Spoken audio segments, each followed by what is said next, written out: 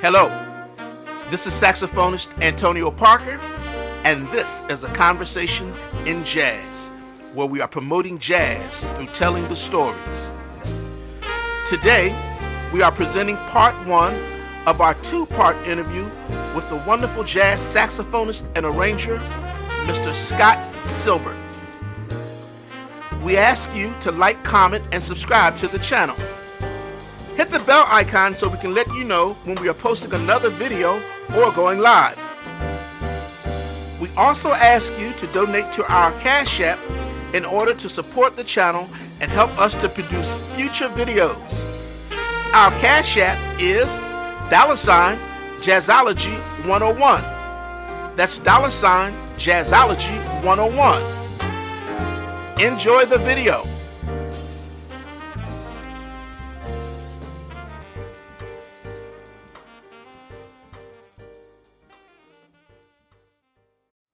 Hi, this is saxophonist Antonio Parker, and this is a conversation in jazz. Today, I'm honored to have a wonderful jazz saxophonist who also plays multiple woodwind instruments exceptionally well. He was chief arranger for the United States Navy Band. He's a jazz clinician, and he performs, writes, and arranges for the Smithsonian Jazz Masterworks Orchestra. Please welcome the one and only Mr. Scott Silbert.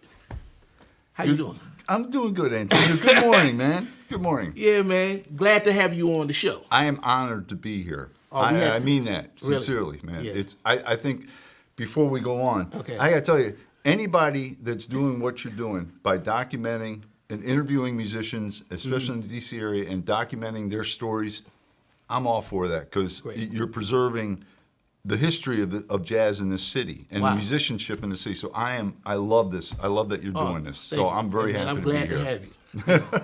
Before we get started, has anybody ever told you that you have like a Clark Kent vibe? Man, I see, and then you pick up your saxophone and you become Superman. Funny you should say that.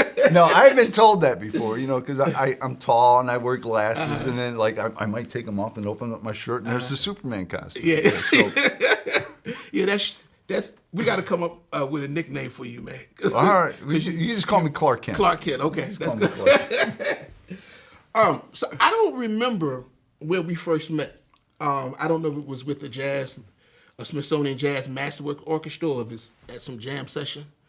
I think it was with the Smithsonian Band. Okay. But I had heard your name around, because I've been in D.C. since '91. Okay. And I started hearing your name early on. Okay, cool. Because I would go to sessions and I always remember it because your last name being Parker. Yeah. Saxophone and Parker. I mean, that's a great matter. So I always heard your name, but I think it was with the Smithsonian Band that we started working together. Wow. Yeah. Yes, I think that's what it was. Yeah. But I've always been impressed by your playing ever since I remember. Really? And your musicianship. Oh. And so, man, I just wanted to let you know you're just a good guy. Well, thank you. Thank you. I appreciate that. And we're going to talk about your music, but before we do, okay, I want to know some things about you that I may not know. All right. So my first question is, who is Scott Silbert? Who is Scott Silbert? Scott Silbert is a mild-mannered reporter for a daily metropolitan newspaper. There you go. Come on. No, I am I'm a musician. Okay. And I've been trying to be a musician since I was in the 7th grade. Okay. And I try to be a decent person. Yeah. But yeah, I don't know. That's a hard question to answer. Yeah, that's why I asked. You got to start it off on the right foot, though. Yeah, I like to see how people look at themselves. Yeah. That's why I asked that question. Yeah. And how they see themselves. I see. I think if people look at me, they think Scott takes his music very seriously, and he's an easy guy to work with. Gotcha. Yeah. I think that. We'll see what the poll results say, but I think that's what it might be. And where are you originally from? Philadelphia. You from my hometown. We're both from Philly. My homeboy. Yeah. So did you grow up in Philly? We spent 10 years in Philadelphia. Okay, what part of Philly? Northeast, Okay. up in Mayfair, not far from the Tacony-Palmyra Bridge, up in that area. Wow. So do you still have family in Philly? The only family I had up there was an aunt and an uncle. And Okay. I have a cousin who still lives up there. And now my son moved up there a couple of years ago. So he lives up in Philly. Okay. But I've always had a very strong connection with that city. Yeah. Even though I left when I was 10 years old. There's just something about Philadelphia that I still tell people that's where I'm from. Yeah. Because I grew up in Orlando, Florida. But I always tell people I'm from Philadelphia because it's almost like a badge of honor. Yeah. Being So from at the that age of 10, your parents moved to, We all moved down to Orlando, Florida. they just wanted another Yeah, scenic view? yeah. My dad just thought I don't know. I was 10. I don't know what was going on. They said we're moving to Florida and Disney World's in Florida. I'm like, let's go. Yeah. So what was it like growing up in Florida? Back then, Orlando. I don't know if you've been to Orlando. I've never been to Florida. You never been to Florida? I need to put that on my bucket list. Okay. Orlando back then was actually a really small, almost like a cow town. I mean, it was a lot of orange groves and lakes, and Disney had just come in. Okay. So there was that, but it had not the growth had not exploded like it did starting like into the mid to the late 70s, and now it's just like it's a metropolis. Had good weather though, right? Oh, it was hot. It was hot. Yeah. Oh, hot and humid. But I grew up. I didn't know. When you're a kid, you don't think about heat. Y'all have palm trees and all that stuff. Palm trees, orange trees all over the place. Wow. Yeah, it was a good place to grow up. I was happy. It was good. Like my kind of place. Yeah, and the beach. You got beaches and all that kind of stuff. So, did you come from a musical family? No, no one in my family played. My mom played a little bit of piano, and I have a brother and a sister, both older. None of them played instruments. My dad and mom didn't play instruments, except my mom played a little piano. But my mom and dad sang, and they both had really good taste in music. So when I was growing up, driving around in the car and the radio, my dad would always have on some good music. So I grew up with a nice taste in music. But more importantly, I grew up with two very supportive parents. Good, So I should also add at this point that when I was a kid, my attention span was like zilch. I was like the poster child for ADD. Oh yeah, yeah. I was into something different every week. Wow. So I think I was a bright student, but I just wasn't patient. And maybe as a teacher, you've seen this. Yeah, we have kids who you think they're kind of bright, but you can't keep their attention focused. You do seem like a very inquisitive kind of cat. Well, I am. Yeah, I am. So but I can imagine you as a kid. Oh yeah, I would last I could read and do all this stuff, but I just couldn't keep focused. Okay.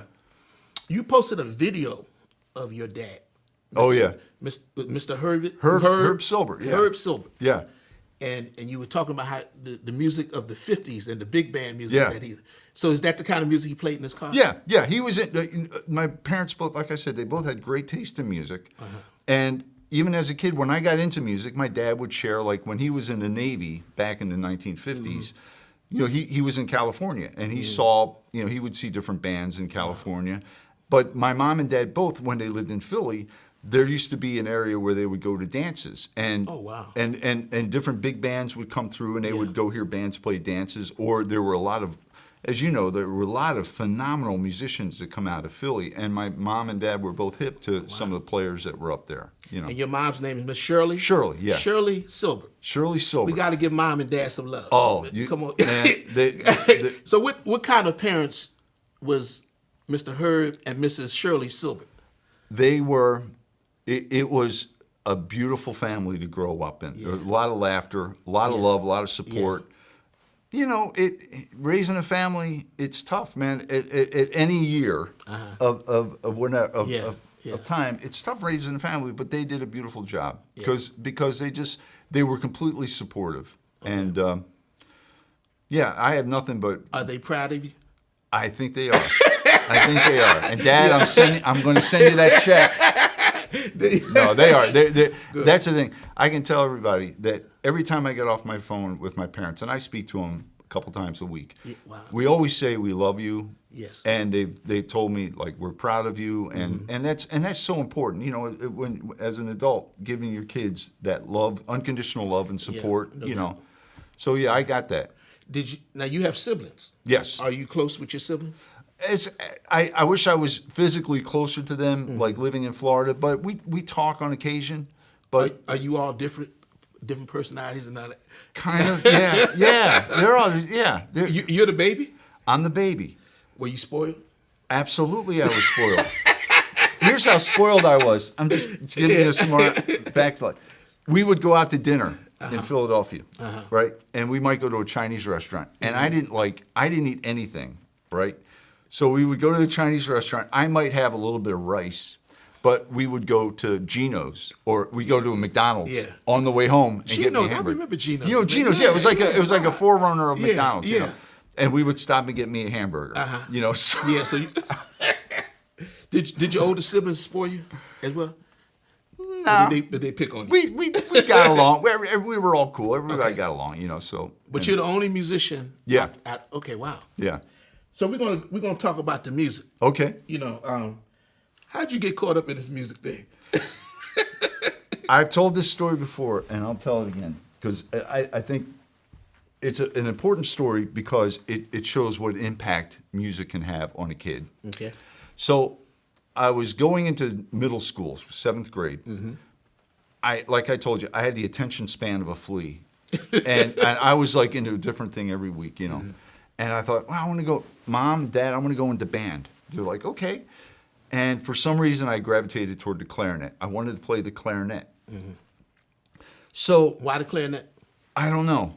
I think it was because I heard a TV commercial for a big band collection of big band music. Okay.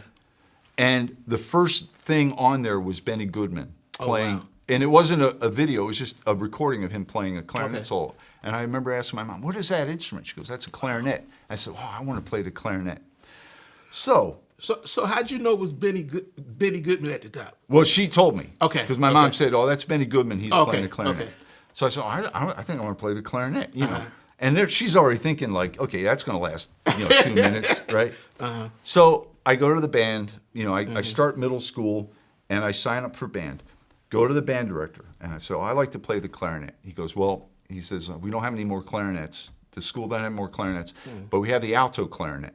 Oh, wow. And I said, okay, that sounds great. An alto clarinet. Now, for those of you who don't know, an alto clarinet is this instrument. It is between the clarinet, which is like what Benny Goodman played, and the bass clarinet, which is what, I guess, Eric Dolphy played. Yeah. Okay.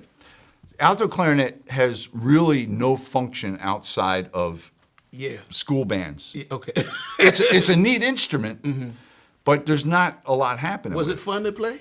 Well, I liked it. Okay, I got it, and I took to it. I don't have a lot of natural talent, but I enjoyed it. And my parents saw oh, he's enjoying the alto clarinet. That's kind of cool. And I'd practice and do my little thing. But I swear to God, this is what happened. I started thinking okay, a career in music as an alto clarinet player. So I start looking in pictures of orchestra. I get out the encyclopedia and I look at orchestra pictures. I'm like, okay, all right, there's the violins. Okay, there's the cellos. Okay, here's the trumpet, trombone. There's flute, oboe, clarinet, bass clarinet. Wait, there's no alto clarinet. So I'm thinking man, maybe I'm going to give up on the alto clarinet. Wow. I'm like, because I couldn't see a career playing the alto clarinet.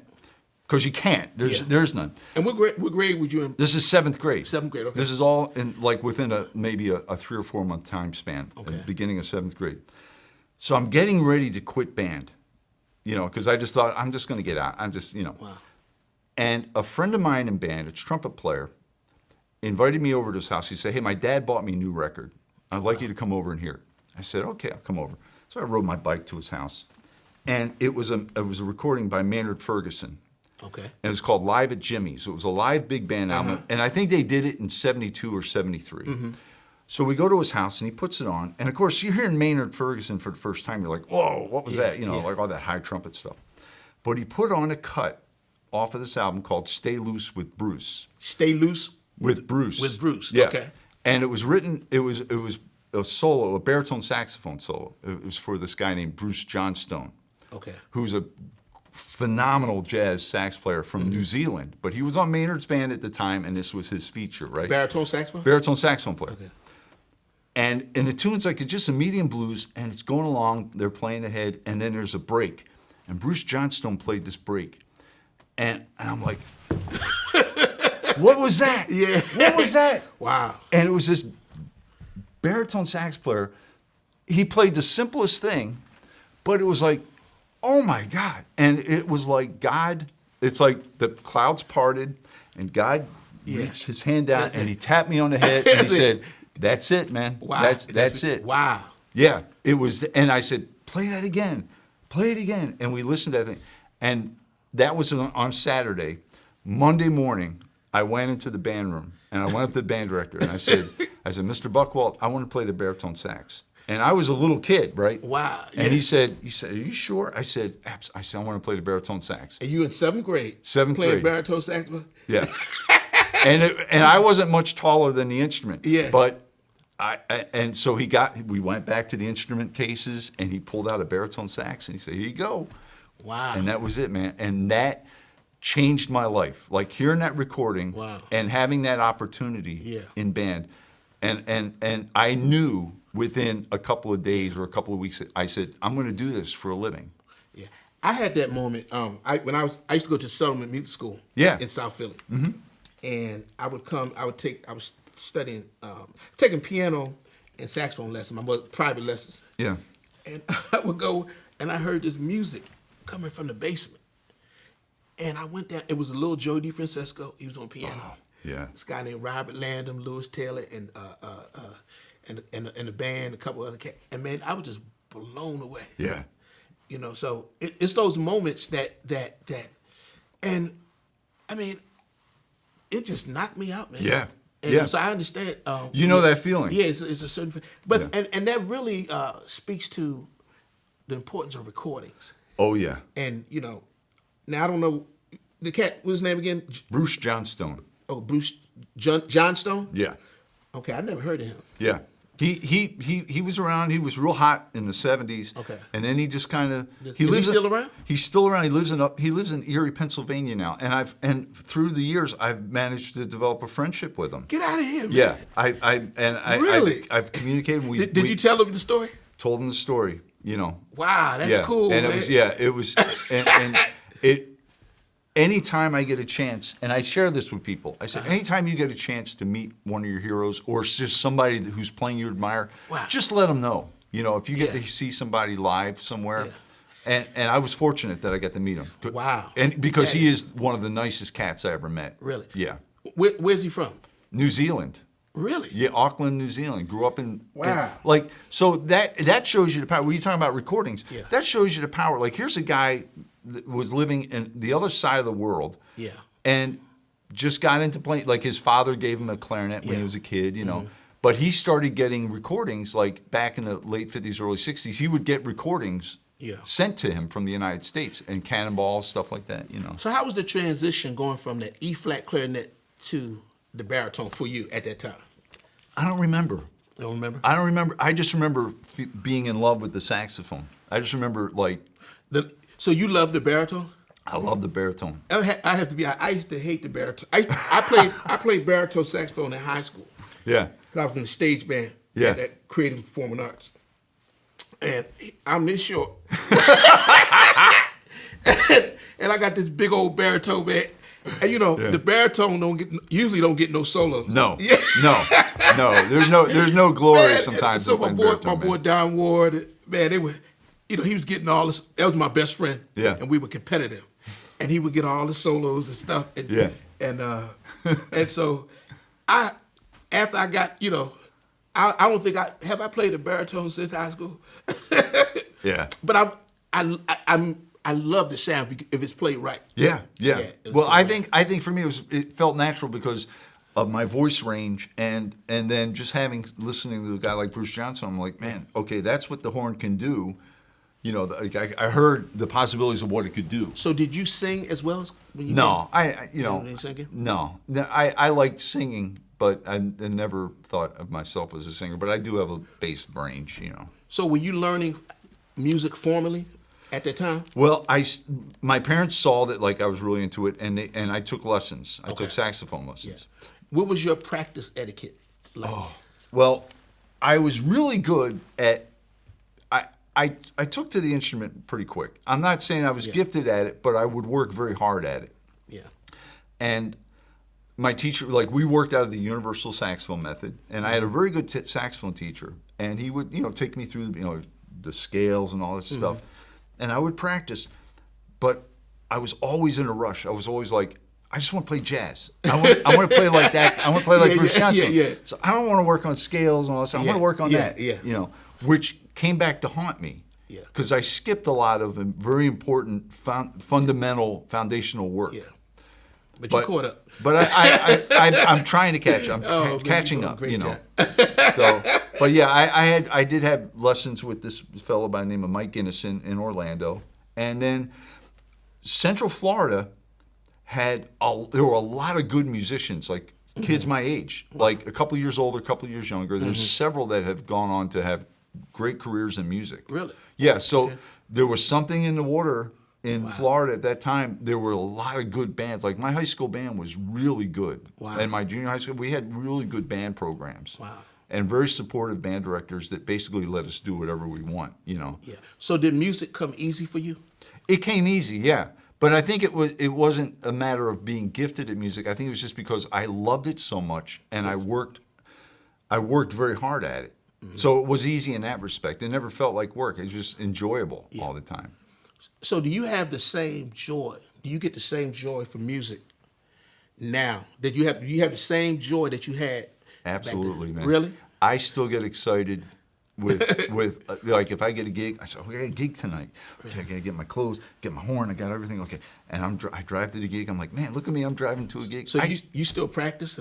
All the time. Really? All the time. I practice. That was one of the things I did during COVID. I would just practice. Because no one knew how long it was going to last, right? Yeah. They were saying early on, they said, well, we're going to be opening up in the summer, And I just knew, like, if I didn't practice, that it would take me that much longer to get my face back in shape. Wow. But I also knew that, like, I needed to play. I needed to have the horn in my face. It was like a comfort in here, Now, did you listen to, like, do you remember the first time you heard jazz? Mm-hmm. Like the first time? Well, was that time? That was the first time. Okay. And it was very easy for me because what he played, it was just a blues, and he didn't do anything. It wasn't technically like anything. It was just very funky and very soulful, and I connected with it immediately. Okay. But I do remember the first time I heard Bird. Really? And I remember because even in were you able to hear it? No. Wow. It threw me off. Really? Yeah. It was. I would, because I was into music so much, I started reading everything I could about jazz and about big bands or jazz players or anybody that held a horn. I wanted to know about them, right?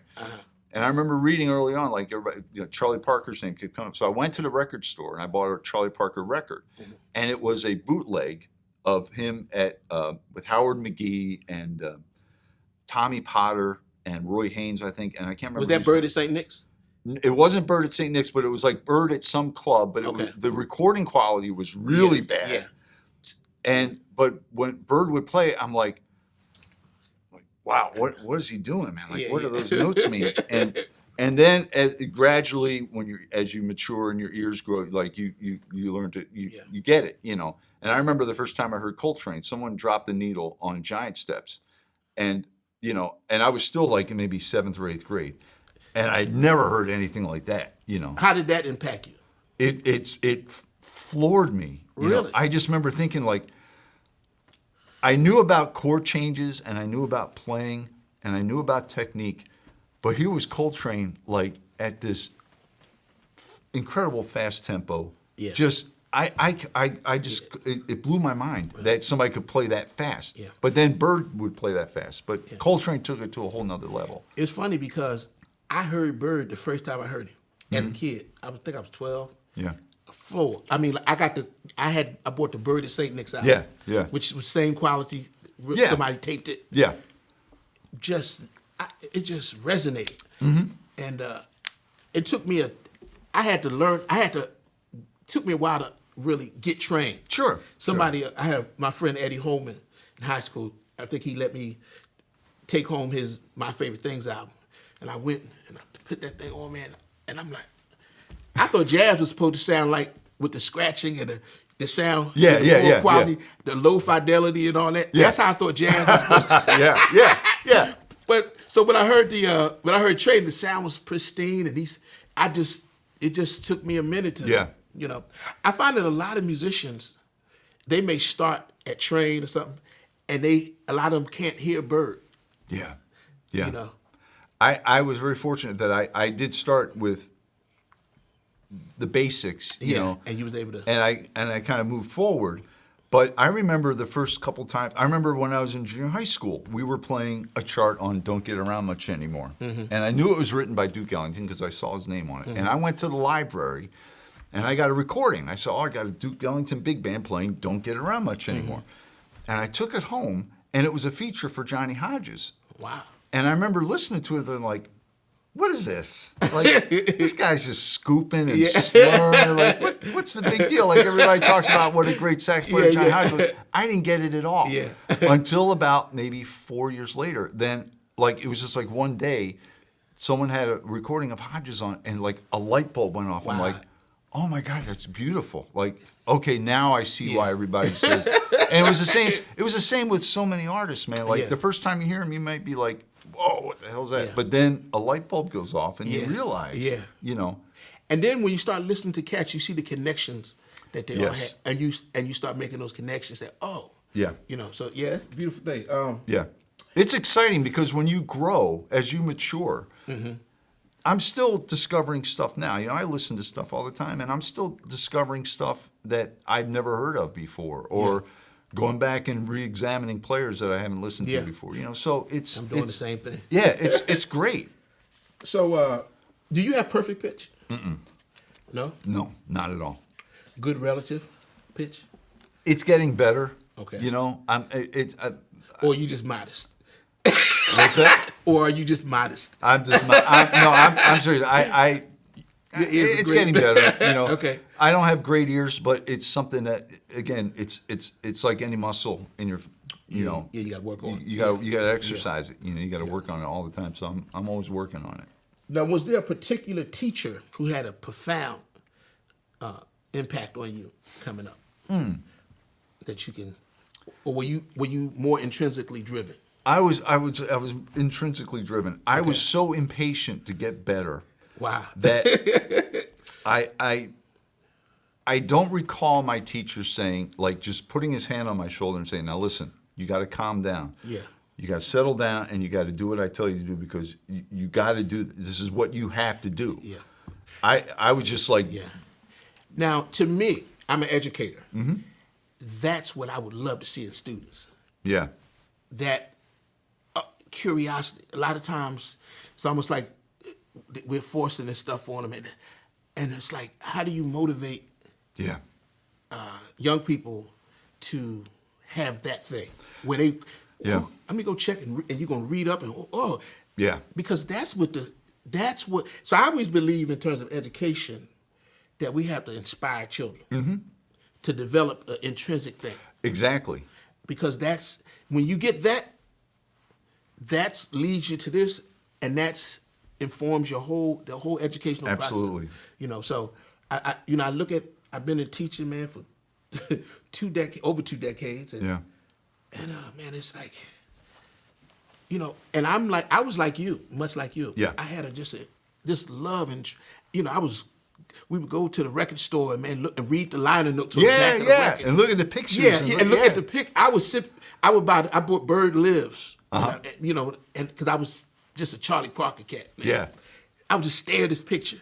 Yeah. You know, and I get, man, I'm the same way. Yeah. Yeah. And you know, so I'm not used to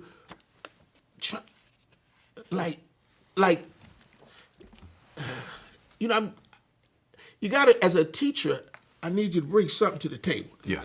You know, some enthusiasm, some, you know, and then we can make connections to Yeah. And so I wish as an educator, I wish we could see more of that in our young people. I agree. And that's why I never really taught privately, because I did have students in the past, but I just found that, like, it was hard for me to motivate them, because I never never needed motivating. I remember thinking, I was working with this one kid, and I thought, man, when I was your age, man, you couldn't get the horn out of my mouth. Like, and so every once in a while, I have somebody like come up to me and they'll say, like, can I study lessons with you? And I'm like, why don't you just come over and hang out? Yeah. And I'll invite them over, and I said, we'll play, and I'll give you some pointers. We'll hang out and talk. Yeah. But I don't have a structured teaching regimen, because I didn't have one growing up. I just kind of, I don't want to say I'm self-taught, but in a lot of ways I just jumped into the deep end of the pool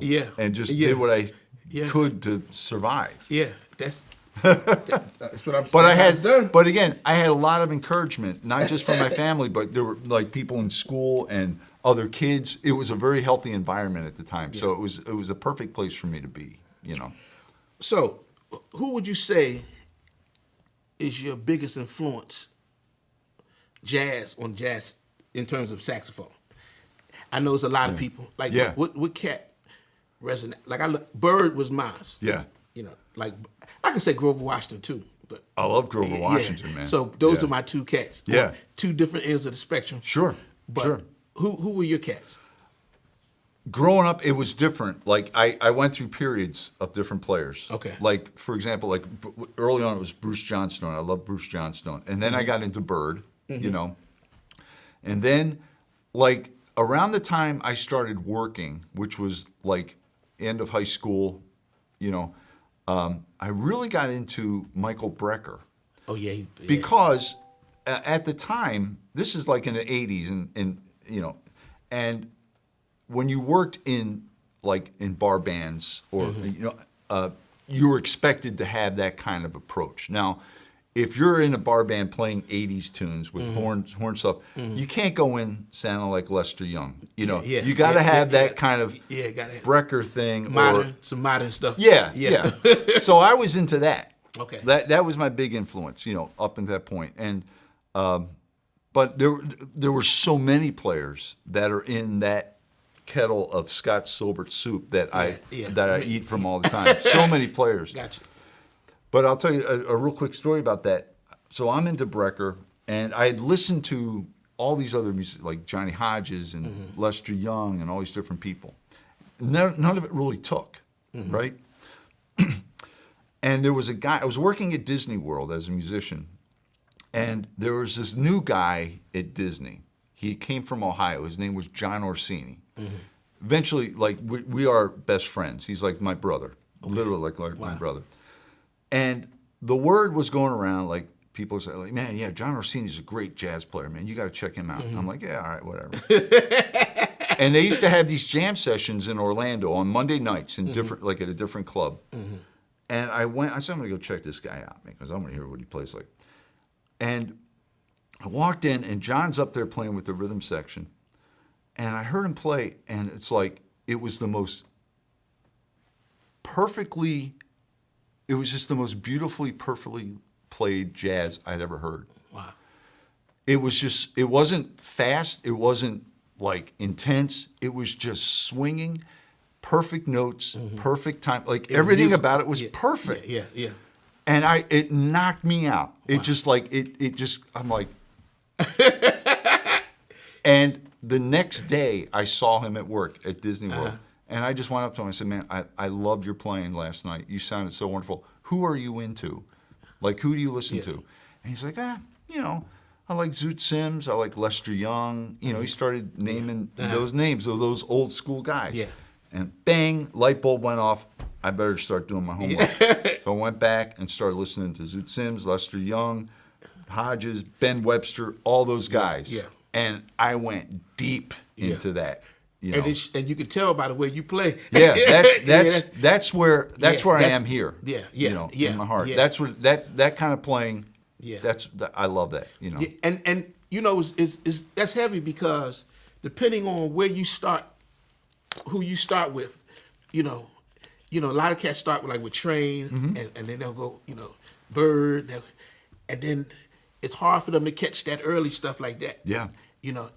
But when you go get that stuff, they swung. They were musical. Yeah. It wasn't about trying to play all this stuff. No. It was about really moving people. It all moved people, but they had a different sense. It was a different sensibility. Yes. In that, man. And yeah. So I'm going back. I got to do the same thing. Yeah. I tell if anybody ever comes up to me and says, I like how you play. Who do you listen to, or what should I practice? I always tell them, go back and listen to those cats. Yeah. And you don't have to love them like the way I love those players. I said, you may not love them as much, but you need to get some of those ingredients in your playing, because I can hear sometimes, you hear a trumpet player or a sax player, you can tell when they've gone back and done their homework where they've listened to those cats. There's just there's a thing in their playing. Yeah, no doubt. And it's another thing that you learn is that when you start learning how to play it, you hear it differently. Yeah. Because it might sound old if you just listen to it, but then when you go back and you have to play that stuff, it's like, wow, this is really some. Yeah. Yeah, this is. It's a whole different way of playing. Yeah. It's not like doing drums and tenor for 15 minutes and just intensity at 100%. Yeah. It's a whole different vibe, but it's all valid. Every aspect of these players that we're talking about, it's all important. Yeah. And sometimes you have to go backwards to move forward. Absolutely, man. Yeah. You mentioned that you in Orlando, there was a lot of great musicians, right? Absolutely. And I read that you were in the all state and all county bands. Yeah. Were they jazz ensembles or were they like concert bands? They were both. I did a little bit of both. I did. It wasn't until I was in my senior year of high school that I made the all-state jazz band. Yeah. But I did the concert band and all that kind of stuff. And that's usually all the talented musicians from around that. Yeah. So you're around. I was in the all-city jazz and concert band in Philadelphia. Oh yeah. Yes, I was in the band with Christian McBride and Joe DeFrancisco and Stafford.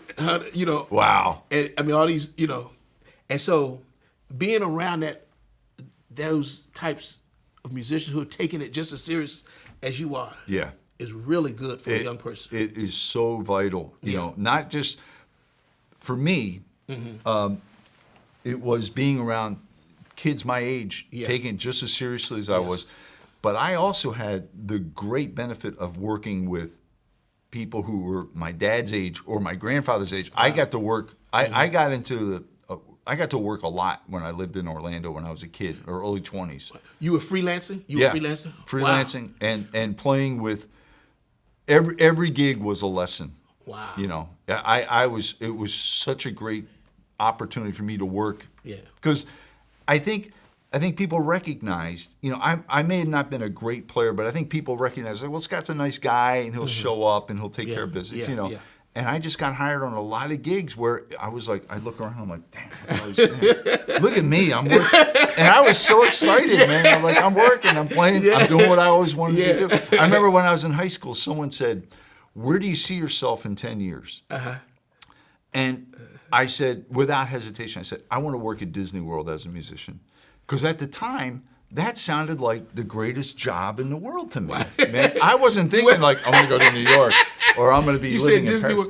So you played with Disney? You played with Disney King World Band at Disney? Yeah, I was in the World Band at Disney I was at Disney World for about 9 years as a musician, but it was perfect for me because I got to work with so many great musicians. Wow! Like in some respects, some legendary musicians I got to sit next to and play with. Really? Yeah. Now, were you playing baritone? At that point, I started adding tenor. And so when did you switch? Do you remember switching when you switched from? I think it was around that. It was in the early '80s when I started working more. Okay. I'd still get calls on baritone, but then guys would say, "Hey, well, we need you to play tenor." I'm like, "Okay." So I had to go out and buy a tenor. Do you ever play alto? Do I? Yeah, actually, I don't think I've ever heard you on alto. Yeah, I play alto on occasion. Okay. whatever they call me for, But tenor is that's the money instrument. That's where I play. If you want to eat, you go. You gotta have a tenor. But it's funny you should say that, man. When I was in junior high school, and I'm already planning my career in music, right? So I'm playing the baritone saxophone. When I was a kid, I would watch the Lawrence Welk show because that was like some of the only. This was well before YouTube and the internet and everything. So like. Any chance I had if I had a chance to watch musicians doing something, I would watch it, So that was one thing I knew every Saturday night, 7 o'clock, I could turn on a Lawrence Welk show, sit through some of the really awful, the corny stuff. But every once in a while, the band would play something, right? Wow. And I remember one time I'm watching it, and I'm like, wait a minute, that saxophone player, he's got a flute there. He's playing the flute. And that guy's playing a clarinet. I'm like, so I better buy a flute and a clarinet, man. So like in middle school, I went to the band director. I said, anybody that has a clarinet for sale? I bought a clarinet. Wow. And I started trying to teach it to myself, which was a nightmare. Well, man, and one of my questions is going to talk about how great of a doubler you are. Oh, man. But yeah, so that's where it started. Wow, okay. Yeah. Now, at some point, you left Orlando. Yeah. And you became a saxophonist is that the Navy? In the Commodores. Commodores. In the Navy Band, yeah. Commodores Navy Band? Yeah. Okay. Yeah. How did that come about? Well, I was very happy working at Disney World, but at the time, there were a bunch of musicians who had been in the service bands in D.C., and they had retired, and a lot of them moved down to Florida because there were still a lot of gigs. I mean, Disney was employing probably close to 250 musicians full-time. Really? In all of the parks, like in Epcot and the Magic Kingdom and the MGM Studios.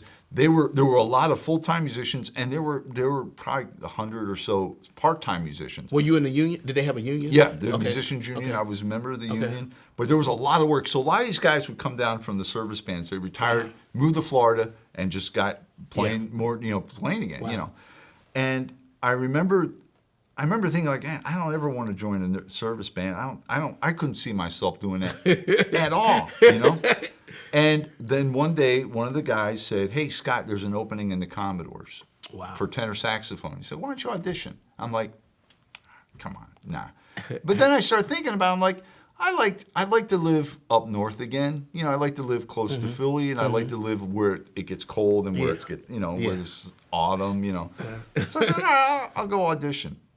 Do I have time to tell this story? Yes, you do. Okay. So I mailed in a tape of me playing, and then the Navy wrote back and said, okay, yes, we'd like you to come up and audition.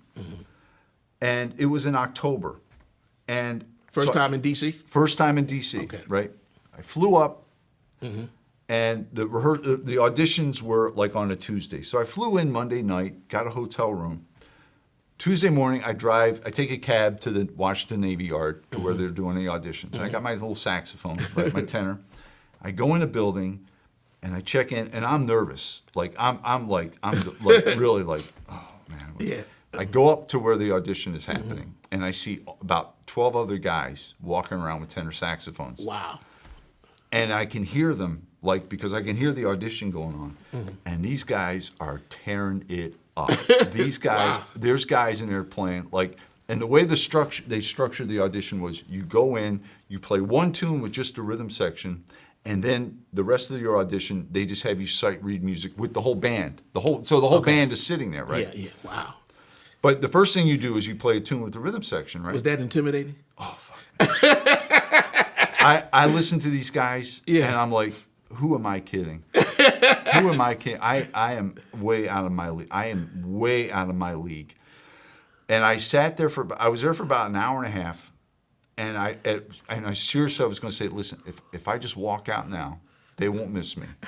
I was going to leave. I was just going to leave. Really? Yeah, Wow. I was that torn up. Yeah. Like that. And right when I was going to put my horn away, I remember this, I was going to put my stuff away and split and sneak out the back door, And they're like, Scott Silbert, come on up. I'm like, so I'm really nervous, but I'm trying to be cool, So I go in, and they introduce me to all these people, and they sit down. They say, well, what do you want to play? And I thought, I'm only going to do what I can do. I'm not going to play something at quarter note equals 300. I'm not going to play giant steps. I can't play fast. Yeah. So I just turned to the guitar player, my friend Steve Apshire. I said, "Do you know Do Nothing Till You Hear From Me, the Ellington tune?" He goes, "Yeah." So turns around, tells the rhythm section, "We're going to do it in F." And it was like about there, you know. Yeah. And I played it because I just felt like I'm not going to show off. I'm just going to do what I can do. Yeah. Yeah. And played the tune. It went well. They're like, "Yeah," everybody's like, "Yeah, sounds good." And then they had me read some music, and I walked out, you know, waited around, and I thought, I may as well go back and get something to eat. They're not going to have me. Yeah. And they came out and said, "Okay, you're one of the finalists." I'm like, "What?" Hold up. You're one of the finalists? Yeah. That wasn't the finals? No, they said it's you and 2 other guys. Wow. And I'm like, I said, "Are you?" I'm like, "Really?" They said, "Yeah, we want you to stick around. We want you to be interviewed by the officer in charge." Okay. Which was basically, they would interview and say, like, "Have you ever been arrested? Or have you ever done anything like that?" So I'm like, "No, everything's cool." Flew home the next morning, right? Got to my house, walked in the door, put my suitcase down, my horn down, and like within 10 minutes, phone rang, and it's Jerry Ascione from the Commodores. Wow. "Scott, we want to know if you want the gig." Wow. Yeah. That is something. That's almost like divine providence, man. It was, and because but I knew in my head, I told myself, I'm never going. Like weeks before that, I said, "I'm never going to get this gig, but if they do ask me, I'm going to say yes because it would be a great opportunity." Yeah. So when he asked me, I just said, without hesitating, I said, "Yes, I would like to take the gig." Wow, beautiful. So, lesson for all you kids out there: just do what you can do. Yes. You know, Yes. just do what you can do. Exactly. Be on. It's all about being honest with yourself. Now that's interesting. How do they go about when you got a bunch? You got a bunch of bad cats that audition. How do they select? I mean, is it personality or is it? I don't know. I think they or your vibe and all that. could have been that. You know, Okay. I think what happened was the first guy they offered it to didn't want it. Okay. Like he changed his mind. The second guy may have aged out. Like he was going to be too old before he went. Okay, So so- then it came yeah. to me. But there were so many great players. In fact, there was a guy there who was already in the Navy, like in the Yeah. fleet. Like he came in from out of state to Wow. play. Yeah. So he would have been perfect, you know. Yeah. But it might have just been the vibe, or they might have just said, "Well, Scott came in and did a good job, and he didn't try to show off. He seems like a nice guy, you know." Wow, that's beautiful. Man. Yeah. So that's what the And story. and what has that experience been like for you playing in the jazz? It's the Navy Commodores, In the right? Commodores, yeah. It was good. It was fantastic because that's all we did. We would show up, we would rehearse, and then we would go out and play concerts. And I love playing concerts. Yeah. You know, I love going out and playing. And yeah, is there some great musicians? It's Oh. like everybody's. Yeah. Yeah, so that's another beautiful. Yeah. Yeah. At some point, you became the head arranger. Yeah. How that happened? I mean, like you go from like I'll never get Yeah. this job, or now you're the head arranger. Well, here's what happened with that. I'll tell you this story. Before I got in the Navy, I had arranged a few things for Okay. when I worked at Disney, but it would take me forever. Like Okay. I had no training in arranging or anything like that. It was just something I liked to try to do, you know. And I would get scores and I would study scores and like, here's how they did this and that. So when I got in the Commodores, I thought, like pretty much immediately, I thought, well, this would be a good place for me to work on my arranging because we rehearse. And the biggest thing about arrangers is like you want to hear your thing played by you know, and if you like in the service in the Commodores, I could just hand out a chart and say, let's take 5 minutes and read this because that's all I really wanted. I didn't think about having any of it performed. Yeah. I just would like to hear what it sounded like. So Were I you started experimenting like with arrange like? yeah, Okay. I would write things. I started writing things. I remember the first chart I wrote was a chart on strolling, the Horace Silbert tune. Yeah, just a nice, it's a very simple chart, yeah. right? And I wrote a little chart on it, and I took it in, and they read it, and I said, okay, it sounds okay. And the leader said, yeah, I said, we'll play that Friday night. I'm like, Really? Wow. Yeah. That's cool, man. And that kind of inspired me to do some more writing. So I would go home and write another chart. Now I was single at the time, you know, but I just started writing all of the time. Hold up. You said you was this big, so you can't write. Oh, but now you have to divide it. Well, yeah. Back then I was single, so all I did was practice or write charts. Okay, I got you. Know. I got you. And I didn't have kids or wife to worry about, you know. So I was just doing my own thing. So I just kept writing and writing, and I remember they were the band, the leader Jerry Ascione. They were very gracious about it. Like I would bring charts in, and they're like, yeah, that sounds good. And then there were some charts I brought in were like, here you go, Scott. Thank you. You know, some of them weren't good. Yeah. But that's okay, you know, because that's really the only way you learn is by crashing and burning. Like it's the same with playing jazz. You know, you learn. But okay, I got to work on this. You know, so I was very fortunate that I had an avenue to hear my arrangements. Yes. You know, and the people were very cool about it. The band was very cool about it. Yeah. So that ignited that thing in me to want to write more. Okay. And then I studied with. I had 4 lessons with an arranger, a guy by the name of Manny Albam, who was a very famous arranger back in the 50s, 60s, 70s, and 80s. He was a tremendous writer. Yeah. But he lived up in New York, and I drove up on 4 separate occasions and had lessons with him, and it blew my mind what he taught me. Really? Yeah, because I would come in, and he said, the first lesson he said, bring some scores of stuff you wrote. I'm like, okay. So and this was all on paper, you know, in the old school. And he would just take this red pencil and he would like, okay, he goes, that's boring. That doesn't go anywhere. Bam. This, okay, you've got this going, but then it stops. Bam. This, okay, this doesn't work. Yeah. That looks like no. And he can look at the score. He could just look at it and tell. Wow. You know, he was that kind of genius writer. He could write without the piano. He could just. Yeah. But he handed me back, he handed me the score, and I said, man, I'm going to have to go home and rewrite that. And he goes, no, don't rewrite it. He says, write a new chart, but just keep those things in mind.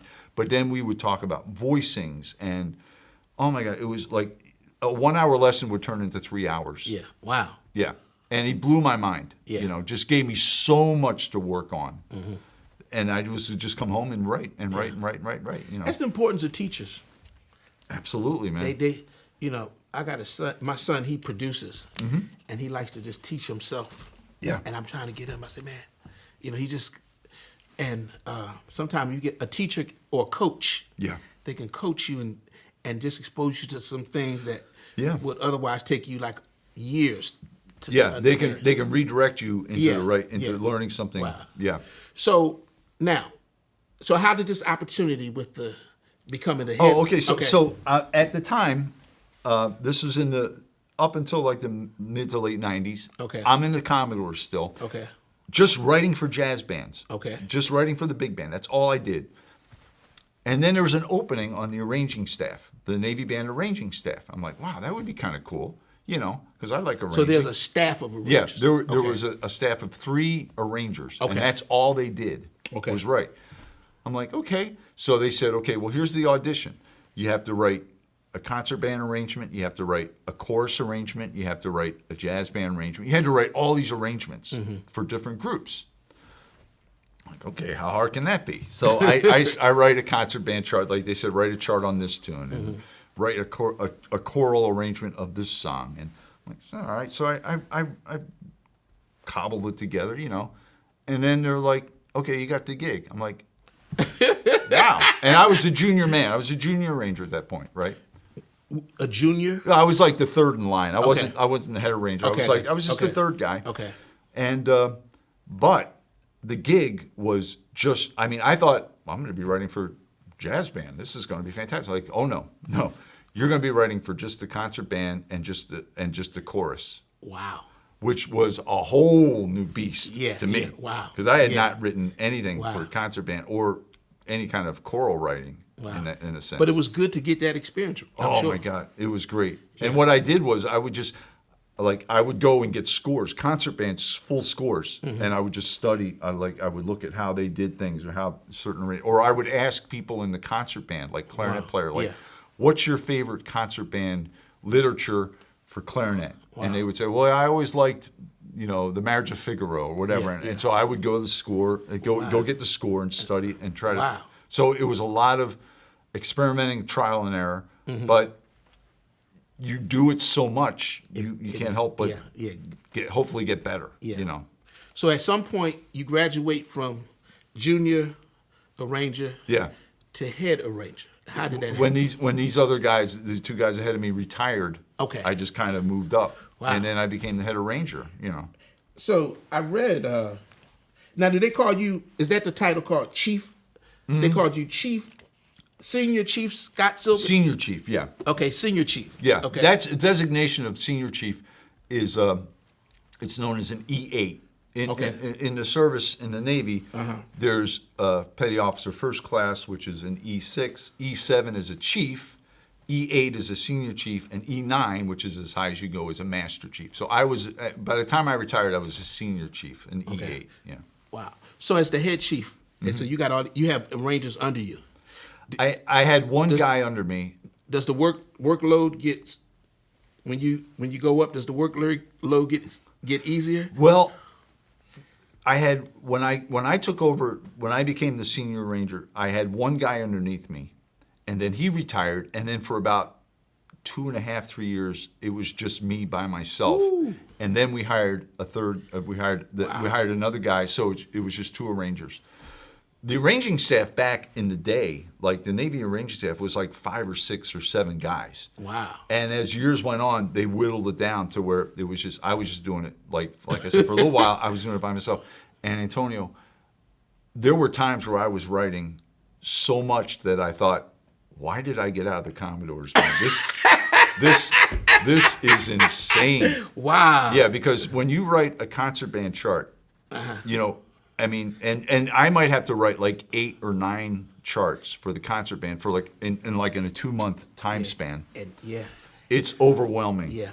And did that affect your playing? Like very much so. Yeah. Because I found that for the first couple of years as an arranger, I was so busy doing that I wouldn't be able to practice, you know, and I'm like, oh, I got a gig Friday night, and I would show up on the gig, I'm like, blah, you know, like I can't play, man, you know, like holy. So smokes. Approximately how many arrangements have you done for the Navy? Navy.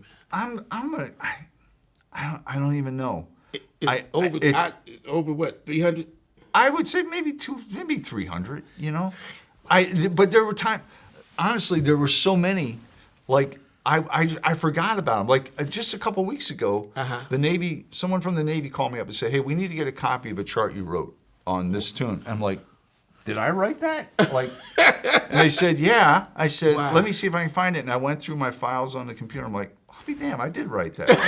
I've completely forgotten about it, you know? Wow. So there was just so much that I was putting out that, you know, but in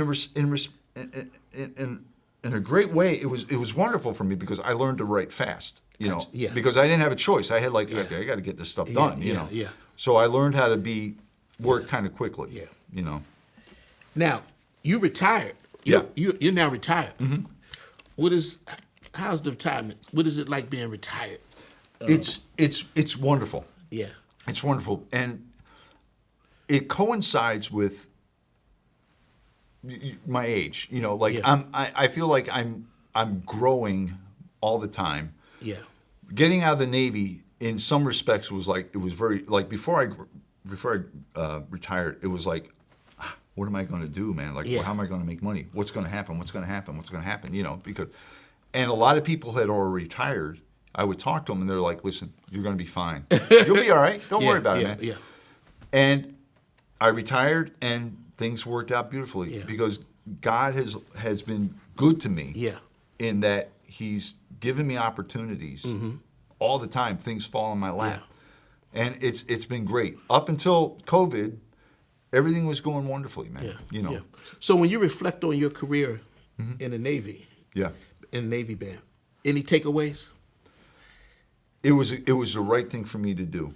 Okay. And because I was surrounded by phenomenal musicians, and it allowed me to be a musician, you know. Doing what you love. Yeah. I wasn't enamored with being in the Navy, being a sailor. Okay. But I was more concerned about, like, I'm 100% musician, and that's what I brought to the Navy Band. Beautiful. You know, so I may have not been the best sailor, Yeah. but I did everything I could to make that.